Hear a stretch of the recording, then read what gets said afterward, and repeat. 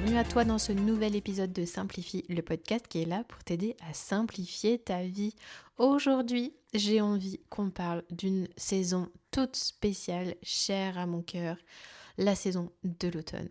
Pourquoi ? Parce que l'automne, c'est ma saison préférée. Je trouve que c'est l'automne qui est celle qui est la plus propice à l'idée de vivre la slow life, au concept de la slow life sur lequel on va revenir. Ces couleurs, l'air frais et surtout comme je te le disais, cette invitation à ralentir. Parce que oui, on en a besoin et c'est justement ce que la nature nous enseigne, de prendre notre temps. Qu'est-ce qui se passe en automne ? La nature ralentit. Alors qu'elle était à plein régime pendant tout l'été, elle commence à ralentir et à se préparer à l'hiver. Petit à petit, les arbres dépensent moins d'énergie, les feuilles commencent à tomber, la température chute. C'est toute la nature qui nous invite à ralentir. Et du coup, si la nature, avec son fonctionnement biologique et cyclique, ralentit, à plus forte raison, nous avons nous aussi besoin de commencer à ralentir. Et c'est en ça que du coup, j'avais envie aussi de te parler un peu de ce concept de ce qu'est la slow life. La slow life, c'est vraiment un style de vie. C'est un style de vie dans lequel, en fait, tu vas mettre ton focus sur ce qui est essentiel pour toi. Voilà, ce qu'on fait depuis le début chez les Paulettes. Mettre ton focus sur ce qui est essentiel pour toi, apprendre à t'écouter, apprendre à respecter tes besoins et prendre le temps de vivre pleinement ta vie. Et je trouve que l'automne est vraiment la saison qui correspond tellement à ce style de vie. Ok. Aujourd'hui, ce que je vais te proposer, c'est de découvrir ensemble 10 façons de prendre soin de toi pendant l'automne pour vivre pleinement cette slow life. L'idée, c'est vraiment de t'inspirer et de te partager 10 idées que tu pourrais mettre en place dans ton quotidien. L'idée, c'est que tu pioches, d'accord ? C'est pas de mettre les 10 en application. Pioche une idée qui te parle, mais saisis-toi de cette occasion, voilà, que t'offre l'automne pour peut-être un petit peu plus te recentrer sur toi, un petit peu plus t'écouter, un petit peu plus prendre soin de tes besoins, et peut-être que ces idées vont t'aider. Alors, est-ce que tu es prête ? C'est parti, on va plonger ensemble dans cette délicieuse saison. Installe-toi confortablement. Alors, la première idée que j'avais envie de te partager, c'est t'encourager à prendre des bains chauds. Alors ça, c'est un de mes gros kiffs.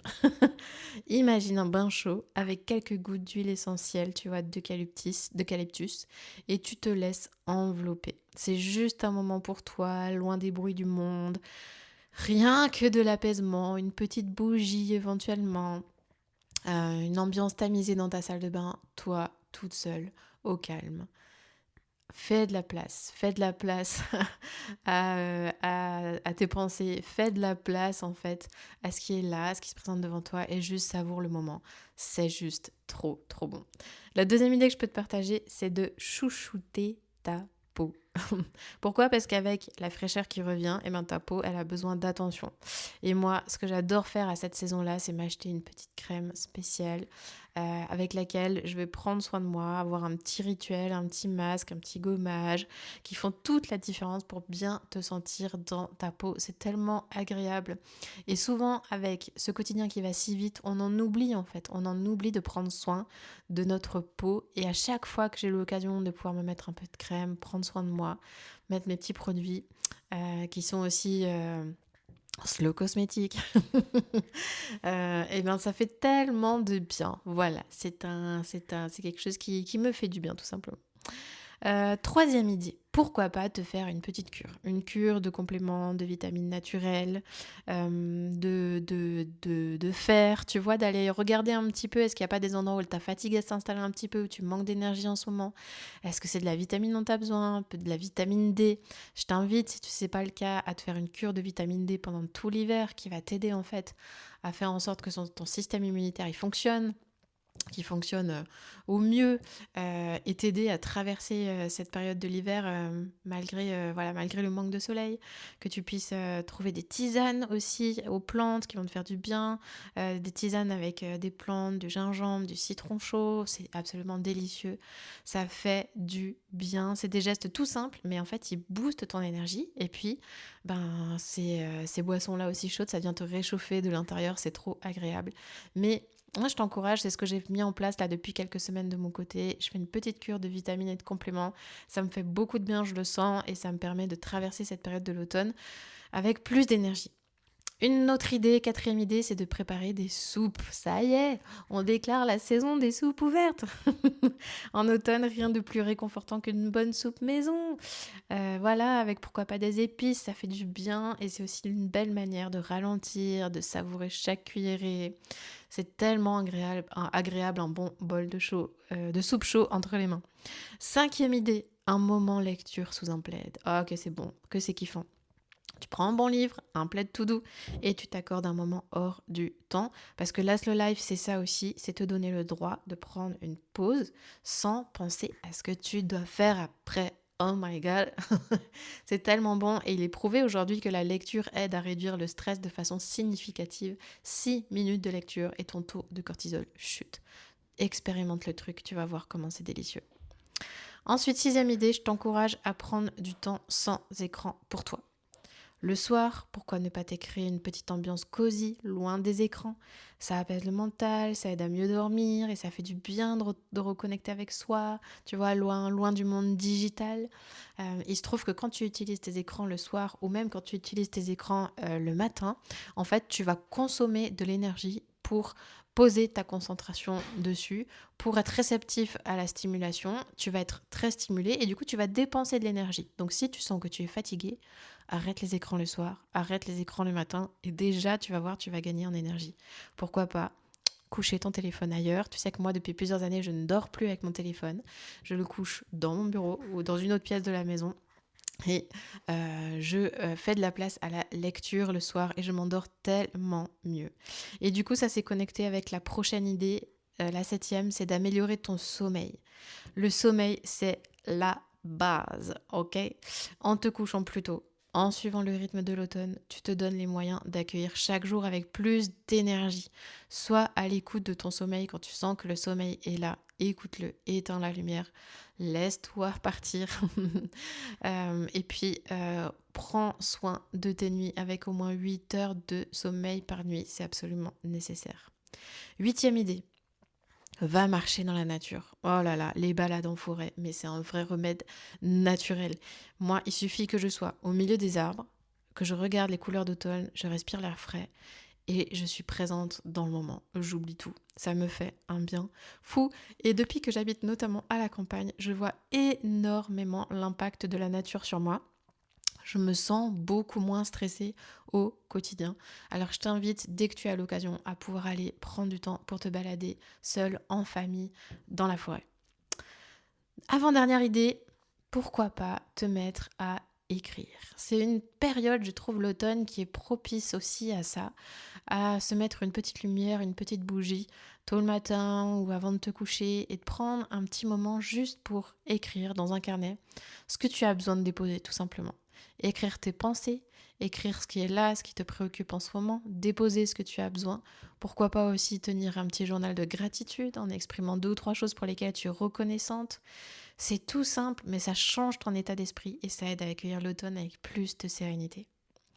Et enfin, la 10e idée que j'avais envie de te proposer, c'est pourquoi pas te mettre à faire du sport.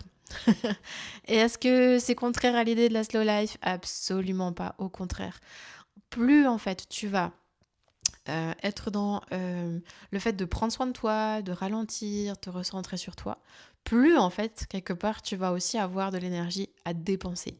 Et cette énergie à dépenser, elle est bonne, elle est utile, elle va faire du bien à ton corps et elle va te permettre de savourer encore plus tous ces moments dans lesquels voilà, tu prends soin de toi, tu ralentis en mode slow, slow, slow.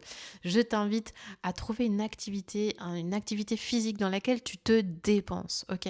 Donc quand je te parle de sport, c'est pas forcément t'inscrire dans une salle de fitness, c'est vraiment juste trouver un moment ou plusieurs dans la semaine où tu te dépenses physiquement, où tu sens que ton corps là, tu es allé, créer un bon stress chez lui, où il a dû se dépenser, où tu as dû te dépasser un petit peu, où tu as dû aller essayer de sortir un peu de ta zone de confort.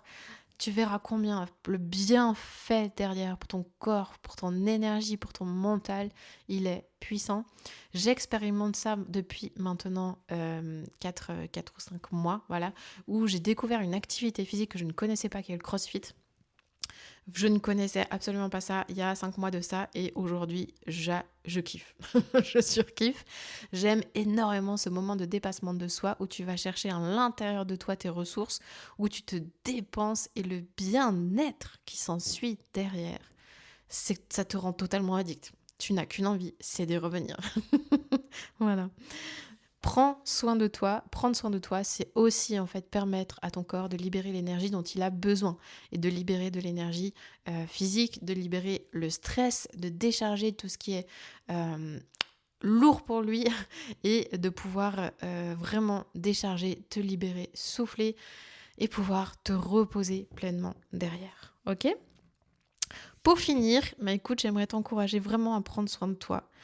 Prendre soin de soi, en fait, c'est aussi parfois aussi simple que ça.